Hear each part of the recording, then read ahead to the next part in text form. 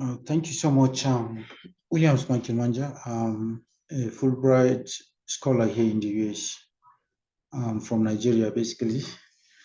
I want to share with you more about my culture, people of Nigeria, education system, and some conservation activities ongoing. So permit me to share my screen with you. Yes.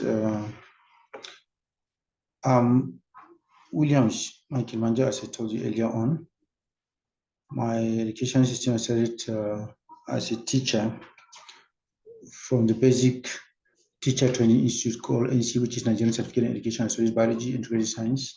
My BSc was in biology education. My first master's was in biology education, and I like wildlife. I like nature, so I decided to take another master's in conservation biology. So I'm currently doing my PhD in wildlife ecology. So I would like to share with you more about my people, the culture, and the tradition of the people. I'm from Nigeria, and Nigeria is situated in the tropical region. I teach, I'm a teacher, and I love teaching. So I teach in high school, kind of grade 9, okay, grade 10, 11, and 12. We call it senior secondary school 1, 2, and 3, which is SS1, 2, 3. So I teach biology, and I also teach conservation education, kind of expose students or the high school students to nature conservation and some basics of ornithology. Apart from that, an ornithologist, kind of a conservation biologist. We co-founded an NGO called Biota Conservation Foundation. This is the website, www.biotachf.org. The NGO, which is non-governmental organization, is all about protecting nature and biodiversity. So we've worked a lot on seeing that we conserve nature. My research basically has been on vulture, and I have more interest in vulture conservation, but I've also worked on different species and taxa. We work on um, tracking yellow-billed kite. We found out that yellow-billed kite, even though based on the International Union for Conservation of Nature, IUCN's list, they are not threatened, but their population is declining. Research has shown a lot of things, that the population in most of the communities is declining. This is Kaka. She researched a lot on yellow-billed kite. She also discovered recently how the nestlings find themselves intertwined in some polythene bag, which is a result of pollution. So tracking them is very helpful to enable us understand where they go, how far they go. In my community, the people usually, when they do not see, this particular yellow-billed kite, by July ending or August, you will not see them again. So most of the people think that they have disappeared. They think that they have left, they have gone elsewhere. They have gone into the caves. But we know that they don't usually go and hide in the caves until November or December before you see them again. No. But they usually travel wide, most of them to Europe, most of them in other African countries. So we need to know where they go. If they are stopovers, so we understand maybe where they go, they are at risk there, who knows? So if we track them, we understand, so that we can be able to conserve them, protect them, and preserve them for posterity as expected. So this work was in tracking them, placing trackers, strapping them with trackers, which are solar-powered trackers, geolocators, kind of, to help track wherever they go, so we know where they go. There's an app that we use in monitoring them to observe where they go. You can see on this, you can see it here. This is the tracker. It has solar panel, and it is put on the bird. It is not a lot kind of too heavy to be carried by the bird. There is a rule guiding the kind of material, extra material that you're going to put on bird. Is going to go in line with the weight of the bird. And besides, this particular tracker is very light. It should not be too heavy, like more than 1/3 of the body mass or weight of the bird. More so, you can see here, we work also on owls. In the school community where I work and the neighboring community, most people, when they see an owl, they kill it on sight. Reason being that they believe that they are witches and wizards. So because of those traditional beliefs, when they see an owl, they kill it instantly.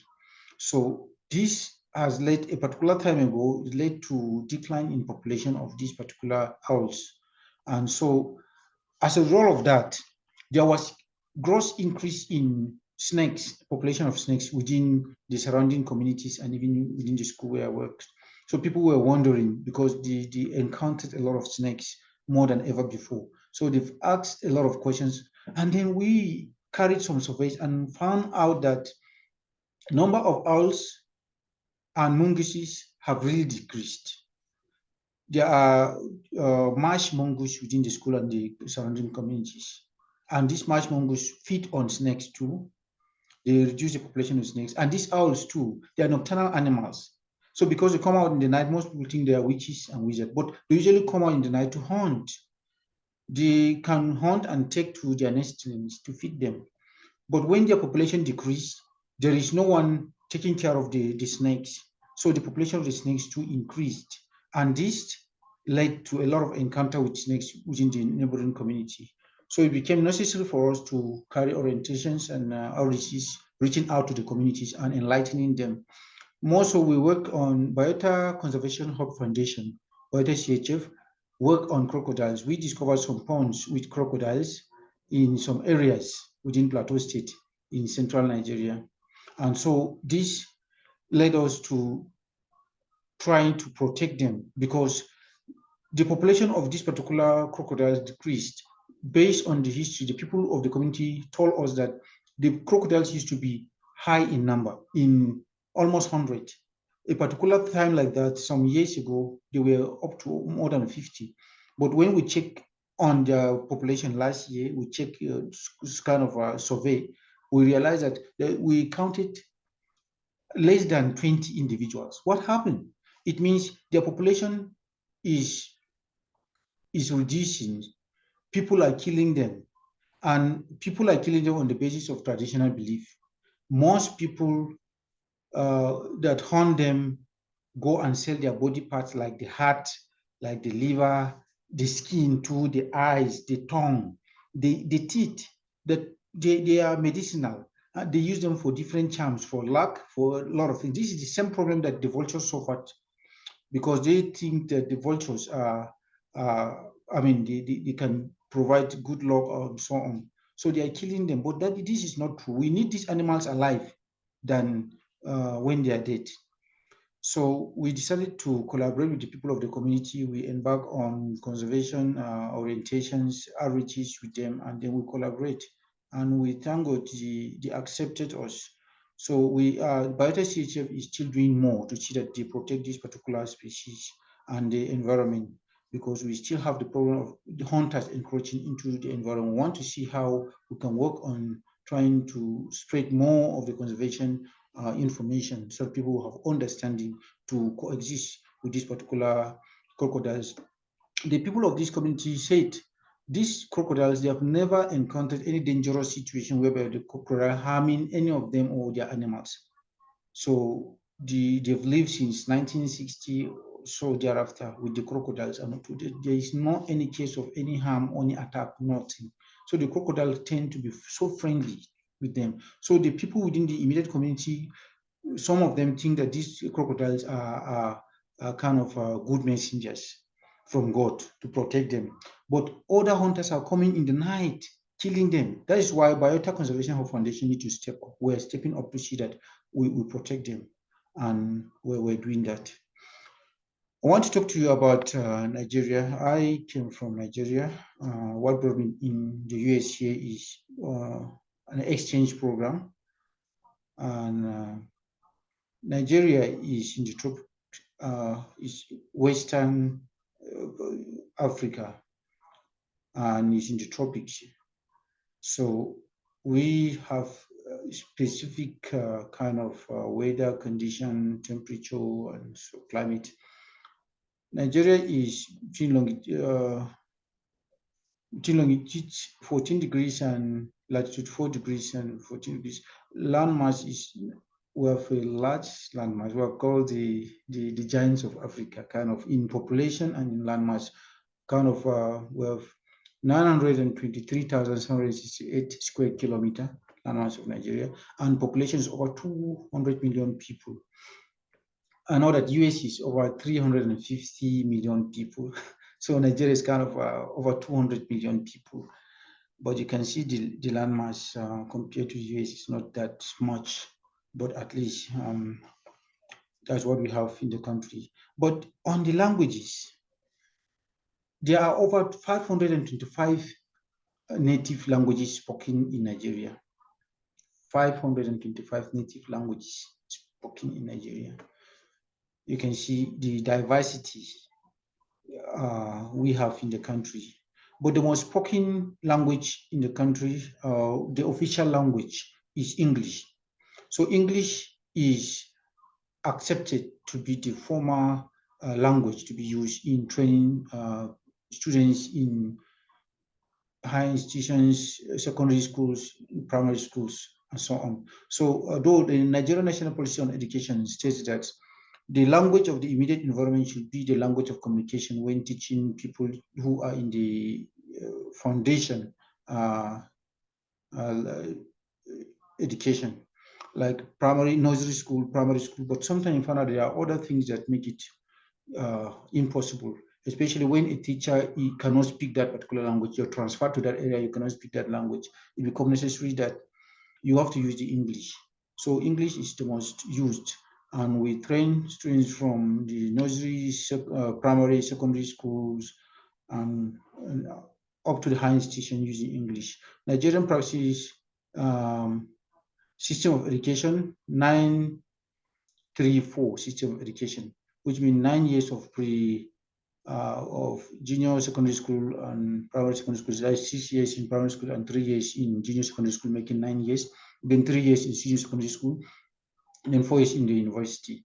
So it gives 9-3-4 system of education.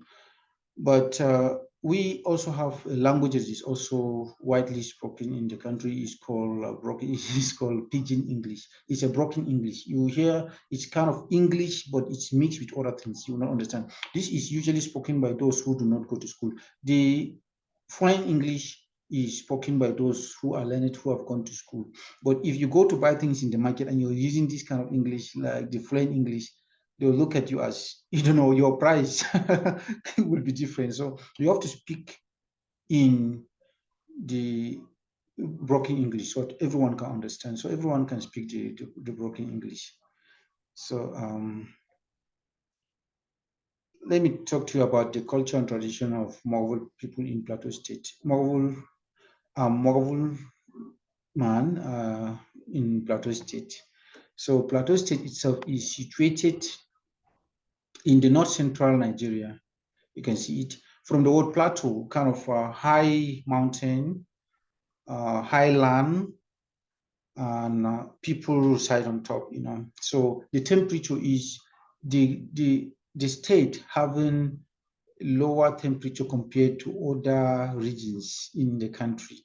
I know of Mambila Plateau in Taraba State here, that yeah, it has some plateau, but the part with the higher landmass, which is plateaus, is Plateau State here. So as a result of that, the people grow different kinds of food and different things that other areas, the surrounding areas, cannot grow, like the Irish potato, sweet potato, other things. So Plateau State itself alone has 48 different languages that are spoken, native languages that are spoken within the state. So this go a long way to tell you how diverse we are culturally. We have different tourist centers, different places, hotels. You have waterfalls. There are places of waterfalls like the Niger waterfall. It's a dam, waterfall. Electricity is generated from it. A lot of people go to see how it is. We also have the rocks like the Aso Rocks close to the presidential villa. We also have different national parks. We have seven national parks, but more are added recently. So, and then we have different art gallery where a lot of African arts are displayed or exhibited. We also have the Juju Music Shrine that a lot of tourists visit. It belongs to Fela Anukola Kuti, the man that introduced the Afrobeat dance and music. He schooled here in the US, and he went back to Nigeria to pursue his dreams of being a musician, and then a very, respected musician. Up to now, his musics are respected and listened to. Let me talk to you about the respect for elders and greetings, how it is done in Nigeria. Nigerians have greater respect for elders. We have greater respect for elders. You don't shake hands with elders except they offer to shake you first. So if you meet an elderly person, if you're talking to the elderly person and the person doesn't bring his hand to shake you, you being the younger person, younger person, you don't bring your hand first to shake him. This will mean you disrespecting him. So until he offer to shake you before you bring your hand to shake him. So I know here in the US, most of the times to show respect, you can shake another person. So that one does not matter whether you're the older or younger. But in our countries, it's not like that, especially most of our communities. You don't shake elders until they bring their hand to shake you. We don't tend to have intense eye contact with a person, like you're talking and then you're looking at the person, especially with an elderly person. For you, with your peers, there's no problem. But when you're talking with an elderly person, you don't look at the person in the eye directly, continuously. The person will think you disrespect him or her. So when the person is looking at you, you kind of put your eyes off. When the person is not looking at you, you look at the person. But in some communities, that one, there's no problem. But in most communities in Africa, you don't stare at the person in the eye. That especially elderly person, it amounts to disrespect. But I know here in America, it's different because you tend to know that a person's attention is with you when the person is looking at you in the eyes. But you can see how culture and tradition varies. You don't eat on the same table with your in-laws, especially your father-in-law or your mother-in-law. You kind of show respect for them, so you don't share the same table with them, except when they say, okay, yeah, come and eat with me on the same table. So you see the man or the lady having her in-laws around usually take her food away, not to share on the same table. But most of the times, nowadays especially, there is mutual understanding, and people tend to live together with the in-laws. You talk, you discuss a lot of things, you laugh, you eat together, you sometimes play together. So things have changed a lot, but in most of the rural areas, the reverse is the case. And so Nigeria also, proper greetings are a must when it comes to elders. If you don't greet a person by like hi, hello, like I've seen here in the US, you kind of hi, this one, hello. In Nigeria, just like in most African countries, you have to greet. Good morning, ma. Good afternoon, ma. And sometimes you bow. You bow to show respect. And this is most needed, because if you pass by, a person without greeting, it's in itself an offense. And you have to greet properly. And we greet not in its rhetorical phase.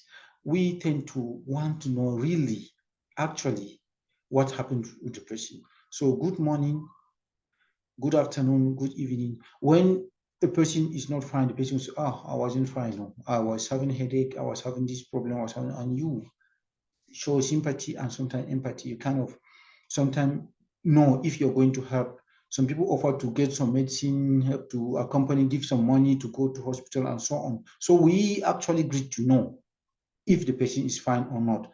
And so if the patient is fine, fine, I'm fine, I'm fine. How are you? I'm fine. Oh, how are you? No, I'm not fine. I'm not feeling fine. I've been having stomach ache and I don't know. I don't have anything on me, no money. And somebody, I have some money. Oh, come, let me drive you. Let me take you to hospital. And like that. I grew in a village, which is predominantly farmers communities. So most of the times when you wake up in the morning, you're about to go for farming, you go and see your close neighbor. Usually you knock at the door to know how the neighbor is. Good morning. If the person answer, fine. But if the person doesn't answer, sometimes you knock the window or the door. Sometimes you go in and check on the person to know if the person is fine or is not fine. Maybe sometimes you go and find out the person is seriously sick or the person is dead. So you'll be the first to discover. So it's hard in Africa to have dead bodies like staying, especially in the rural areas, because in the urban areas there are a lot of some changes because of the westernization and people are becoming too busy. But in the rural areas, people still maintain that. So hardly can a patient die in a room without a person discovering him the next day or within a couple of hours, or a patient needing help is sick and nobody coming around is very, very hard, because through the greeting you tend to know what is going on. So that is just it, and it's very important. Apart from that, you can see the greeting in Western Nigeria. Greeting of a king has gone to the extent of you prostrating. So it's showing respect for the person. You just don't stand up and saying hi or hello or greeting, good morning. You prostrate to show respect. But this varies from place to place. In the eastern part of Nigeria, among the group of people, predominantly the Igbos, can greet, as you can see here, shaking of the hand. These are title holders and the community heads. More, I belong to the Mwaghavul extract. It is in Mangu local government area of Plateau State. Mangu local government is situated in the central Plateau State, and our people, the Mwaghavul people, are unique people, skillful people who were known historically to be warriors and great hunters. So right from inception, they are horse riders. They usually work with the spears, and then they have a cap. We call it Bikambum. And there is this writing, Walshak, Balka, Kibamshak, basically, like caring for each other, unity, and helping each other for progress of the community. So this is known as like the logo of the Mwaghavul people. If you see this, you know that this is a Mwaghavul person. Two horse riders. The people usually walk in twos. Uh, the name Mwaghavul is originated from the word Mwaghavul, which means walking in twos. So Mwaghavul man hardly goes move alone. You find out there are two in twos. Even if he's alone, sometimes he has his dagger or a knife. Back then, there used to be a lot of wild animals. Excuse me, a lot of wild animals that you don't need to go empty-handed. So you carry some time. So you're always in twos, kind of. You can see here they are on the horse here riding. You can see the become boom. So we are horse riders and great hunters. More so, there are different dances that the people are known with. So the people have different kind of dance. They are peace lovers, and so they are found to display great skills in dancing when they are happy or when they are mourning. Let me play this. Okay, give me a moment. Yes, I want you to see the culture in display. Yes, you can see this kind of dance. You can see the drum. You can see the hat they're having. You can see the dressing. It's a kind of a victory dance. When you triumph over a particular thing that maybe maybe an enemy or an animal. When the Mwaghavul people overcome an enemy, a common enemy around during warfare, then they dance. They are happy. They depict it. Or when they overcome a disease that is common within the area, they dance. And this dancing, you can see males, females, everyone in the community usually come to join to dance. So we are known as peace lovers, and people that at peace usually dance, share love, and then a lot of things together in common. So apart from the cultural attire, you can see there are trumpets that the people have. You can hear the sound. These trumpets are made from horns.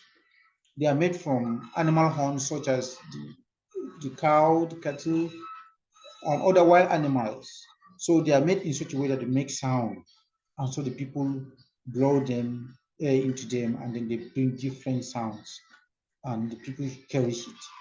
So this is found among us. Sorry, I have to cut this. Yes. So we can see the next thing. There is another one here, is cultural dance, but this one is more of ceremonial dance. It's done by the Afizere people in Plateau State. The Afizere people are known to also display some cultural dances. Where is this one coming from? Okay, sorry. Yes, yes.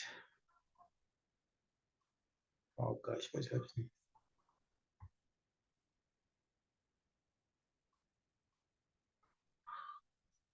This is not playing. Not let me skip this. It's kind of advert, I think.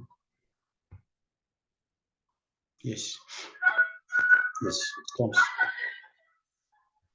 Let me expand it. You can see these people have a different dancing style, and they usually rehearse what they do. Usually during moonlight, they they rehearse a lot. After work, when there is full moon, they rehearse, and they use different instruments. You can see what they are carrying on the leg. It produce sounds too. You can see the drum. You can see that the dancers are kind of more organized, orderly, and show more skills. This is a ceremonial kind of dancing. The people on the plateau states in Nigeria, are skillful people and are known to have very, very rich culture. This is little out of many different kinds of dances that they can display.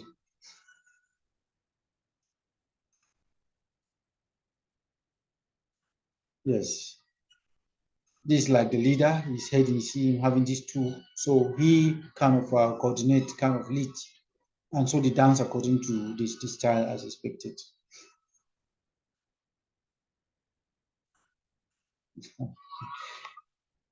There's more to that, but let me cut short and continue.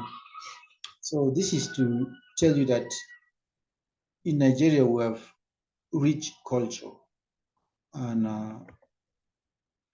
let me talk to you about food. The food we eat, we have corns, which is maize, call it, and pumpkins, granite, soybeans, cocoyam, yam, cassava, a lot of other things, broad beans. So the people plant a lot of crops. You don't eat anything elsewhere, you eat what you plant most of the time. So everyone is predominantly a farmer. So in most of the communities, the families during rainy season, Nigeria have two seasons. We have the rainy season and the dry season. During the rainy season, you go out farm and you eat from that time to the dry season and so on. So different food crops, and you can see in Mwaghavul, we call this com, and it's made from fonio. Fonio. is in the family of grasses, is very tiny seeds like mustard seeds. And usually you grow them by spraying them in the farm. They don't need fertilizer. So it's very rich in protein. Many people with diabetes like eating this. And it has no chemicals. So it's kind of free from poisons, chemicals. So people like eating it a lot. And this soup is called pokam, and it has garden egg, which we call cool. So it's very, very good kind of food that people eat. We like it a lot. Apart from that, we have things like cocoyam. This is cocoyam. It's kind of a root crop. The plant modified its root to store more carbohydrate. So this has a lot of carbohydrate. It is usually dug by the people, and then it can be cooked and eaten with palm oil, with other things, or pepper or so on, according to what a person wants. Or it can be peeled and cooked. It is cooked in different way, but it's very rich in energy. It's basically carbohydrate. We also have sweet potato. Because of the temperature of Plateau State, it you have to plant sweet potato and other crops they grow. So sweet potato is planted here too, and then Irish potato we plant a lot. In Nigeria, Plateau State is the only state growing Irish potato, because the Irish usually need colder environment, and so Plateau State being on highland, it has this lower temperature compared to the surrounding states, and so it grows a lot. And then usually people take them to market a lot. We have kind of a market for farmers, and mostly what you want, you go to the farm, to go to the market, and then you purchase it. So we usually eat fresh things. We don't have a lot of things stored in different places, like as I've seen here in US, a lot of food markets where most of the foods are parcels and they are stored. You go and buy them there and so on. So this one usually are fresh from the farms, because anytime you need it, if you go to the market, every time you find somebody might have brought it for sale there. So it's very good. We also have olive. We call it part, and these are smaller types. I know there are different species of olive, but these are smaller types. The seeds are hard, and the more people also use the seed in making some of their dancing, musical instruments, and so on, which is usually tied on the legs.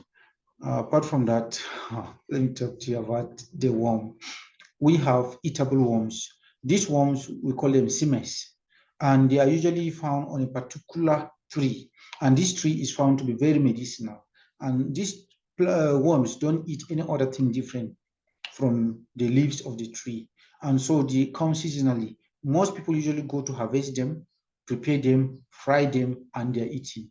They are garnished and they're eaten. So it's costly now and usually scarce. You hardly find it around as before, because more population of people, population growth, and then logging.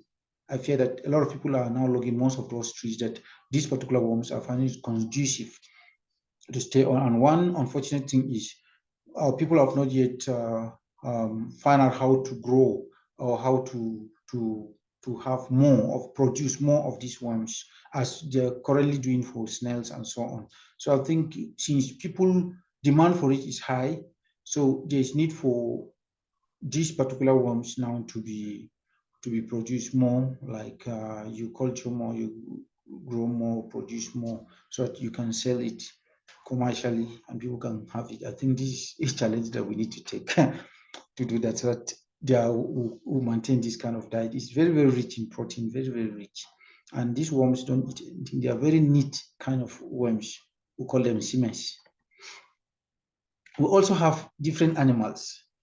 We have different animals in Mwaghavul land, leopard and so on. They like pigs, they like cow, dogs, and so on. And then this is hedgehog, we call it kibel.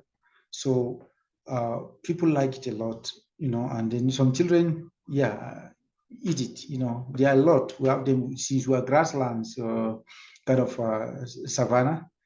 So you have a lot of these, the hedgehogs. Also, there is ancient Tamakul since 1902. This is model since 1902, as you can see. So we, back then in early 60s, there was no electricity. So the people have to find a way of making sure that their water is cold. We are from the tropical region, which means that there is a lot of heat. So when you come from the farm or from work, and then you need to take cold water, you don't need to take anything hot. So this pot is made, people make it. Most of the times back then, women, they are good potters. So they make it, and then it is kind of buried partly in the ground, some part of it, and then water is poured in it. You find out the water becomes so cold. When you take it, you feel like it's the water coming out from thermocol or a fridge or something. So the people are very skillful. Then there is a breastplate, kind of, it's usually tied on a woman's wrist when you want to marry the lady. As you can read here, most of the times parents are giving to people who are from 7 years old, kind of betrothal. Somebody will be wondering, thinking as if it is the marriage. No, this one is just to express interest that a person want to marry this particular young girl when she grow of, and she become of age, when she reach the age of marriage before. So most of the time you find out that parents notice that a young girl is coming out from a family, maybe it's a family that they like so much, they are very kind, very good people, and maybe you have good characters, and so you like. So when you see a young girl from there, and then some of them will think, oh, my son should marry this girl. So the parents meet and talk. I want my son to marry your daughter. He said, okay, no problem, no problem. They can do that because of friendship and so on. So this thing usually put for the girl, and then the boy is informed that he has a girl somewhere, but they do not get married until they are of age. When they are of age, then they can get married.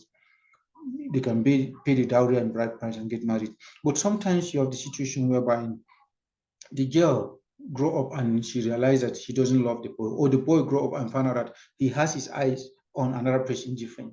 So that one, most of the times, they can go after the person they want to marry. But back then, it used to be very, very hard. They want you to marry the person that you're betrothed to. So, but nowadays things have changed. This breastplate, we don't use it anymore that much, but some villages, rural areas use it. Nowadays, westernization due to cultural integration, and some people say cultural division. So we tend to use rings a lot, like to engage. So this is kind of for engagement. To engage a lady, you use rings nowadays, but some villages still do it. More so in southern Plateau, we, just like other parts of the state and the country, we pay dowry and bride price. When you love a lady, you want to marry her, then you go and pay a money, the bride price, and then the family usually give a long list of items they want you to bring. If they accept it from you, that means that they've already given you they have accepted that you should marry the girl. It could be fishes, pigs, goat, drinks of different sorts, some rice and beans or fonio, and so on. But for Mwaghavul people, the culture where I came out from, we don't present pigs, but we can present horse. Yeah, but nowadays the horse are scarce, so people just change them into in monetary form.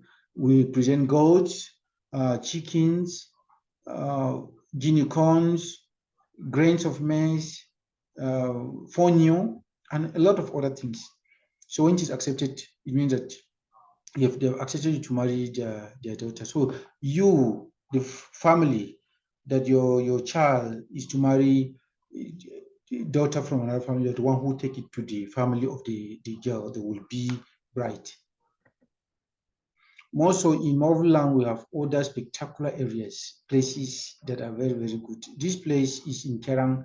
Kerang is a community in Mwaghavul, in Mangu.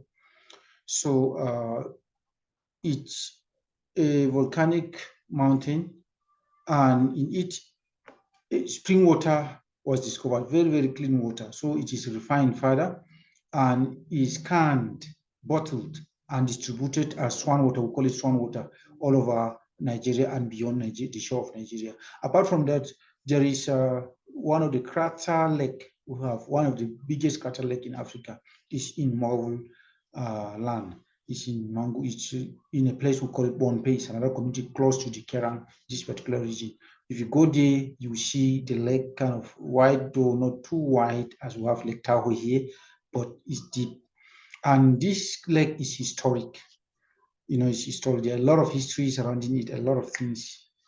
And then it has different bird species, plant species, and so on. Water birds. I've seen, I went there, I've seen different birds, including whitefish, whistling ducks, and so on.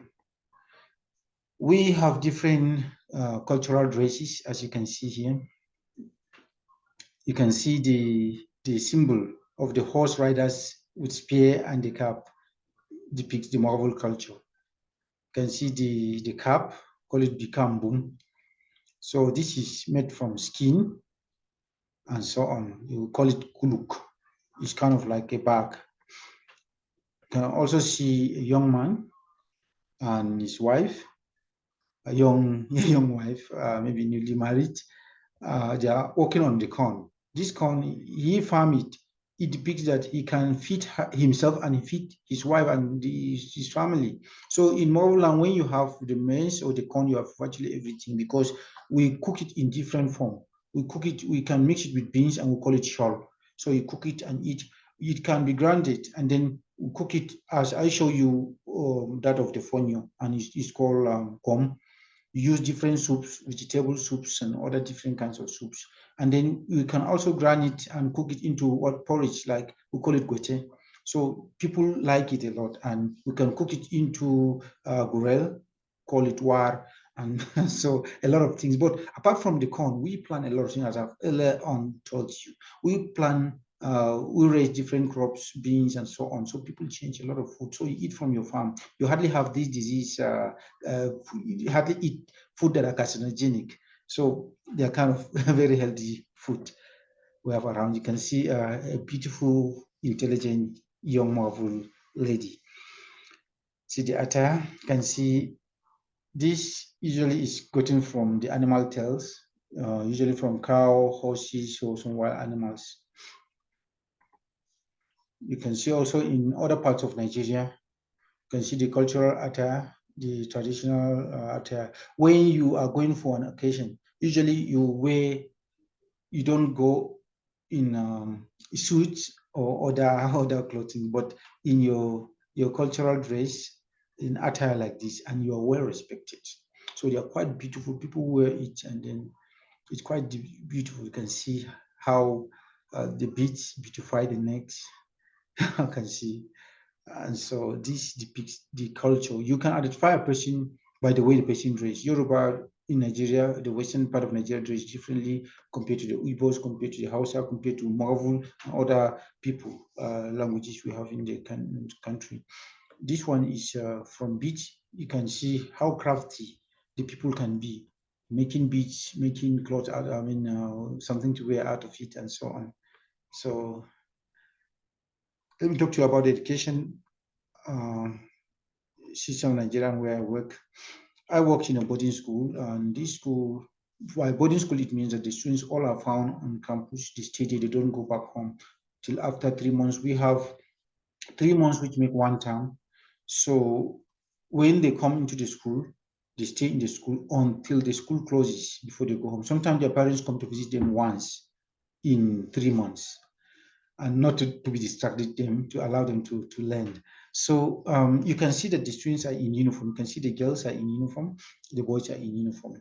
Uniform is very important. Somebody may ask why uniform. Uniform helps to reduce the stigma, the harassment, the feeling of oh, I don't belong here, kind of, because sometimes in the same class or school you have children whose parents are very rich, and you also have children whose parents are very poor. So children whose parents are very rich may come with gold earrings or shoes of many thousands of dollars, clothes and bangles, rich watches, very important things that are too costly. And so somebody whose parents are poor may feel intimidated about that. So as a result, that somebody may have low self-esteem, and sometimes some people will even drop out. They may think that I don't belong here. If you're feeling bad, you're feeling like you're the poorest person. So to get rid of this, we decided that the Nigerian education system decided that everyone's going to be coming in uniform. By coming in uniform, it means that all of those things are put away. We don't identify you by what you wear, we identify you by what you have, by your knowledge, by your contribution in class, your learning, and how intelligent you are. So if anybody comes with any personal clothes from the kind of clothes that the school asks them to bring, it is seized by the gate even before you enter into the school.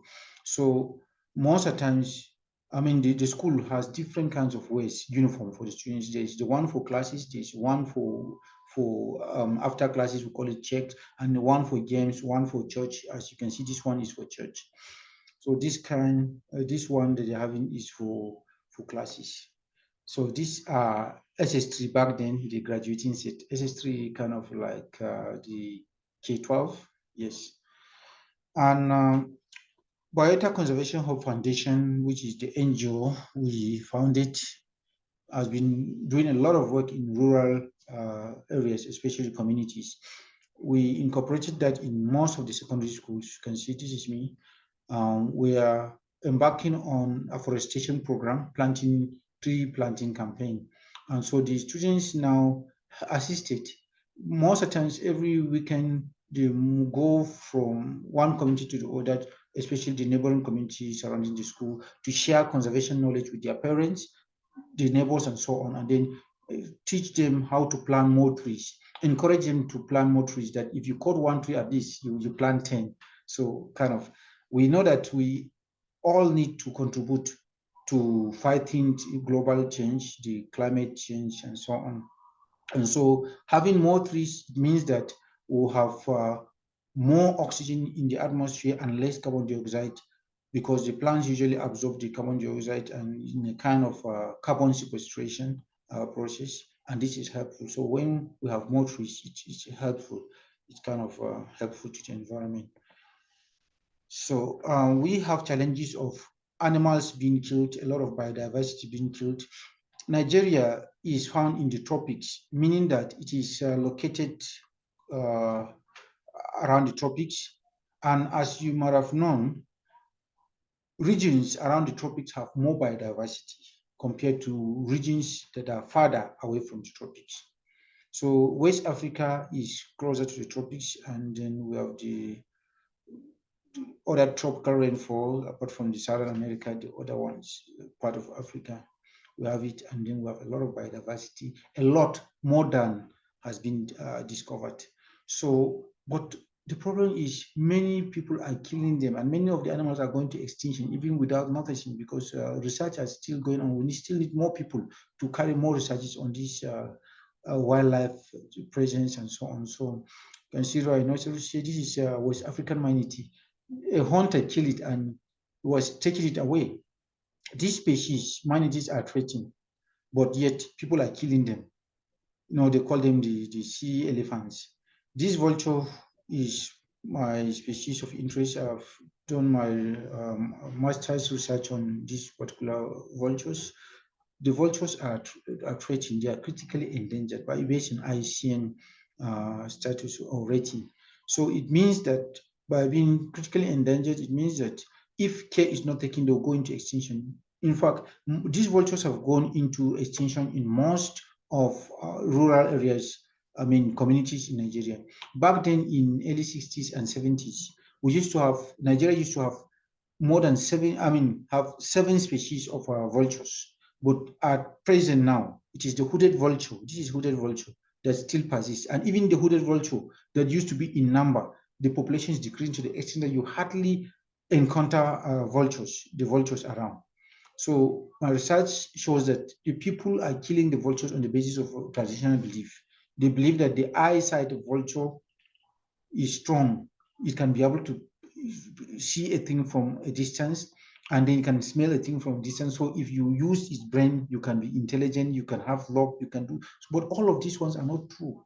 All these ones are just traditional beliefs, are beliefs that are not substantiated. So we're trying, the BiotaCHF, Biota Conservation Foundation, has been orientating the people on the need to coexist with this wildlife, and they need to understand that all of these ones are beliefs. So we need these animals alive than when they are dead, because vultures help in cleaning the environment. The vulture, the stomach of the vulture has acids. We know that human has weak hydrochloric acid in the stomach. They have acid, and this acid in the vultures is strong to kill bacteria. So if they ingest a food or anything having bacteria, the bacteria will meet its dead end there. But because of the population decline of these particular vultures, we found out that more diseases are found within the communities. A lot of diseases found because feral dogs now are the one carrying the function of the vultures. And when they consume some of those dead bodies or animals, they go and and defecate or release their waste. It still contains the bacteria, and they help in rather spreading the bacteria around. But these vultures cop them, kind of kill them, destroy them. So we need them. This is Hupu, as you can see. Hupu, kind of I like this bird. This bird is a very beautiful bird. Very beautiful bird. So we've trained the students to also be part of the conservation. So in the school where I work, with the help of Biota Conservation Foundation, we're able to train the students to make them see that the belief system where people say that some of the birds are dangerous is not true. So the students now understood, and they are playing roles in helping to protect this particular species. This is an owl, owlet. They nest here, and sometimes they fall off when the parents are not around. Or even if the parents are around, they don't usually come out in the daytime. It's usually in the night. And so they don't have hands like to be able to come and carry them instantly. So the students discover it, and they are able to carry them back and put them back into the nest. And we really appreciate our students. They are really trying. When you give them orientation, they understand, and they are so willing. They show their zeal to also play their roles in conservation, and this we like. This also can be seen here. This is a pied crow. This pied crow in particular, one of the leg was cut off, so it's kind of having one leg and the other one is half. And so there was a time that it rained a lot, and this bird cannot fly. We noticed, I noticed the bird usually come closer to my office. It has been around. So these students found it, and they brought it to my office, to the lab. And we had to feed it for 3 days. The students kept on bringing some food, other things that it would need, and we fed it. We make sure that it was fine. After 3 days, we released it into the nature, the wild, and then it flew off. And we were so happy. The students too were happy. So the students are helping in protecting biodiversity. This is baboon spider. Baboon spider is poisonous, and some people kill it, but the students help in protecting because they know how important it is to protect nature. So BiotaCHF has been doing a lot, establishing clubs in schools, conservation clubs, we call it Friends of the Nature, in different schools, teaching the young students about how to identify some birds, how to take care of wildlife, and so on. This is trying to catch them young.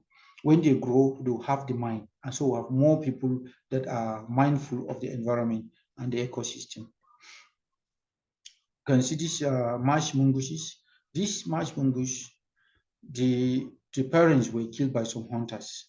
And so when they killed them, the young ones were left like that unattended to. So we know that if we do not do something, they will die. So Biota Conservation Hub Foundation was able to step in. We were able to get them. We used the improvised materials we had as of then, kind of to feed them with milk and other fish. We investigated the kind of food they were eating. We got some experts who advised us on the kind of food they will need, and then we were able to help. We thank God for recently we have other people trying to help with some materials and other things. So you can see these security people in the school where I work. and they used to kill a lot of animals back then.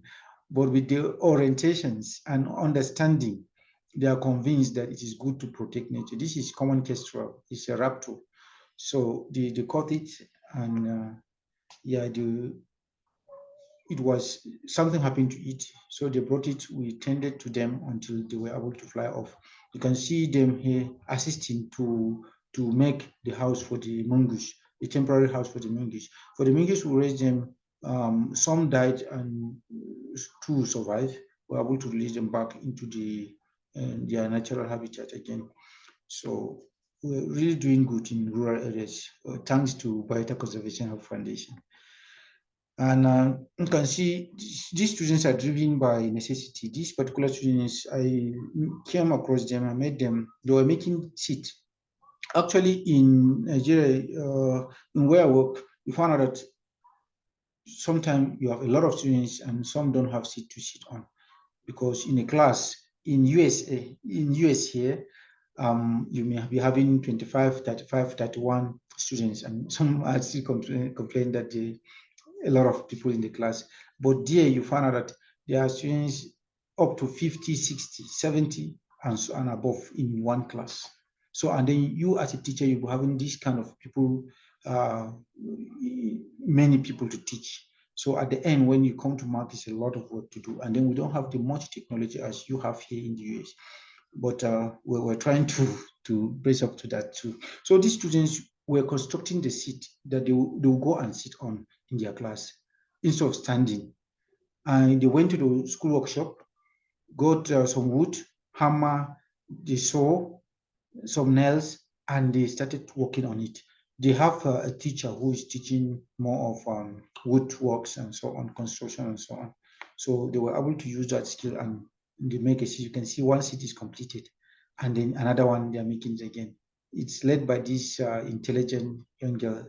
She's happiness, and it shows how skillful the students are and how willful they are. They are so passionate about education. In some communities, and still existing in my community too, girl child education is a problem. Most parents don't want to send the daughters, I mean their yes, yeah, girl child to school. They are thinking that they will end up in the kitchen or getting married and end up in the kitchen. So it's a waste to pay their school fees. But thank God for enlightenment, and we're helping to enlighten them more. And this is part of why we came here in the US to see other ways and other methods and then other strategies to be able to cope up with some of the situations we are having. But thank God for most people are becoming more enlightened, and they are picking challenges from their neighbors, and they are seeing what the girl child will go finish. Some are medical doctors coming back to help their parents, even more than some of the boys. So it's good to support girl child education, and most of them show passion. The girls, as you can see, they show passion towards education. So we need to support them. We need to. This is my lab, the biology lab in Government Science School, Mangu. Students pose for pictures, yeah, in the lab after some experiments. And this is our graduating set, as you can see. You can see the students still in uniform. Yeah, by then they were planning to graduate. I mean, it was the graduation ceremony that day. And because they stay in the boarding, they miss each other. When they are graduating like this, some, it's emotional kind of, and some express it, some even weep. You can see it practically, literally, they weep. And it's because in the boarding school, they stay together. They are each other's keeper, neighbors, they are friends. If something happened, the seniors come around to take care of the juniors. You share food together, you share different things together, you stay together. If there's anything, even in the night, they support each other. So when they are living like this, it's emotional. It kind of, you will see the expression on them. Thank you so much. I really appreciate. This is the end of the slides. I feel like to share my culture, tradition, and more of conservation work done by Biota Conservation Foundation, which I am a co-founder, and the passion our students have in education. So my culture, Mwaghavul, we have a very rich culture, just like any other part of Nigeria.